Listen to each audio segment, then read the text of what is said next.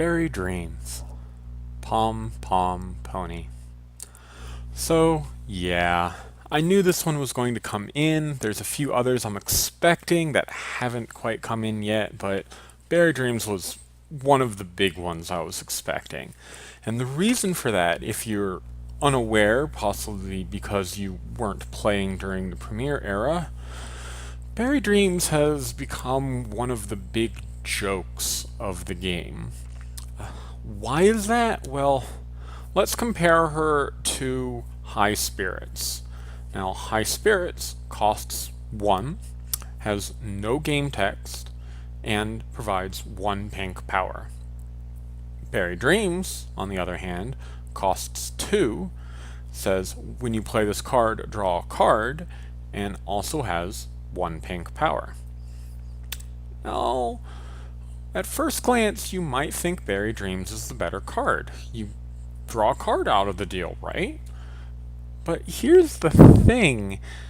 You can pay 1 action token to draw a card anyway, and, well, that means if you play High Spirits and then pay 1 to draw a card, you did the exact same thing that Berry Dreams does.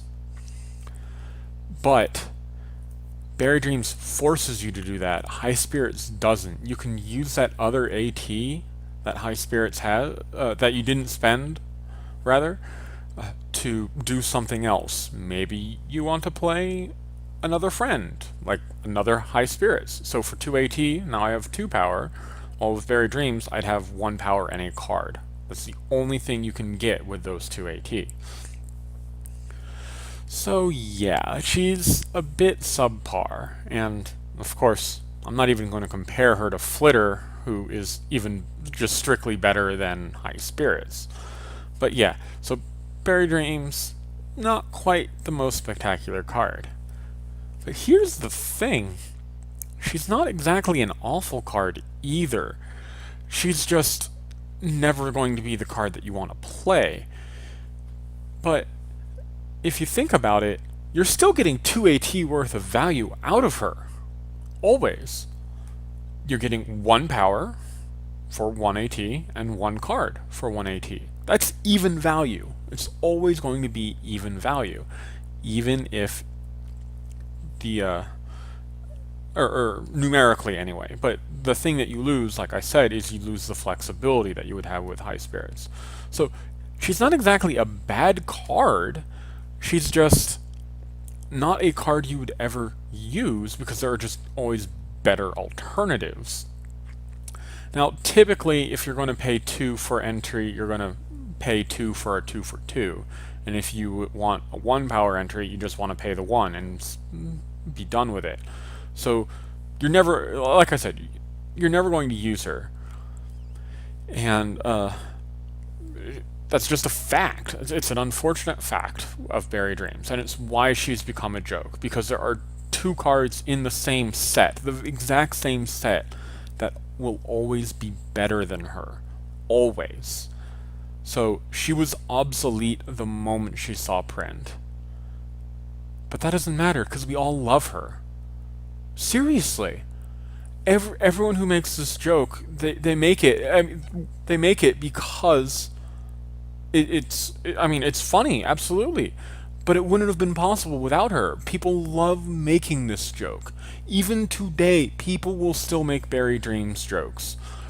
The other big one from Premiere is, of course, Spike Baby Dragon. But I hear a lot fewer jokes about Spike Baby Dragon than I do about Berry Dreams. Probably part of that is because Berry Dreams has not seen any other cards yet.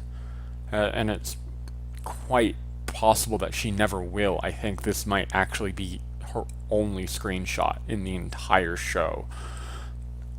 If I'm wrong, feel free to contradict me.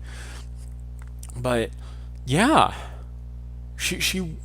we love the fact that we can make this joke. It's the embodiment of the silliness that was the Premiere era.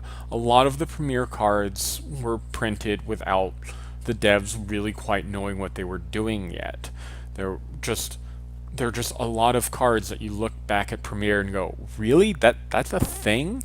Like, for example, the 4-cost 3-power Studious. You're just almost never going to want to play that card. But there you go, that's something that's in Premiere. I think that's Apple Stars? It's Apple something. I'm not 100% sure. I'm sorry about that. But yeah, so now that we've covered why Berry Dreams isn't particularly good, and of course, why she is still the meme that she is today, let's discuss how to actually use her. So, unfortunately, since she is a Premiere Era card, you can't do fun things like flicker her to gain extra cards or anything like that. If you sneak her into play, you won't gain a card. You only get the card when you actually play her. So, what do you do? Like, how do you make that a useful thing? Well, what if you had things that could reduce the cost of things? For example, Pinkie Pie Ambassador of Laughter can reduce the cost of the first friend you play to her problem by 1 AT. Now, in Berry Dream's case, reducing her to 1 AT means she costs the exact same as High Spirits or Flitter, but you also get a card out of the deal. So you're getting 1 power, and then you're getting 1 card for free.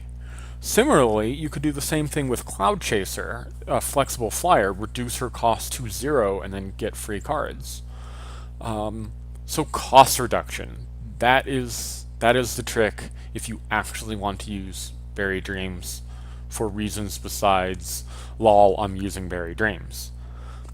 Now, if you were following the regional scenes, you might have seen that she was actually included in a deck that made top 8, made 2 top 8. Now, the reason she was included in that deck was kind of a joke. The deck was called Infinite Dreams, and it's because they were going to make infinite copies of Berry Dreams. The deck doesn't need Berry Dreams to function. How that deck works is completely irrelevant about Berry Dreams. They just were having some fun being silly and throwing Berry Dreams in decks. This is actually a time-honored tradition, going back to even before the first Gen Con. Big Cheese was playing a version of One Pace, and I don't remember what card he took out, but he threw in a single copy of Berry Dreams, and I believe this was at Brony Can that he did it, and he won Brony Can. So yes, Berry Dreams has won tournaments. This is why we love her. I mean, people wouldn't go to such lengths if she hadn't been such a joke. But that's what makes her so wonderful. So, yes, Berry Dreams, one of the time-honored memes of our card game, and I don't think this meme will ever go away. Everyone I know who has been around since the Premiere era loves this joke, and by extension, loves this card. I love her so much, I made her an honorary member of Cloud Chaser and Flitter Explain. Yeah. Last year, she was part of my April Fool's joke. And you look at your calendar, and today's March 30th. You know what that means in 2 days, right? Makes you wonder, doesn't it? Well, thank you, O Penguin, for suggesting the obvious suggestion, but one that I am very, very glad that I could talk about. Berry Dreams, Pom Pom Pony. So, join us next time as we go back to cards that people actually put in their decks competitively, as we talk about Starlight Glimmer, Exposed Inequality. Yeah, this should be interesting. Well, catch you all next time, guys. See you later.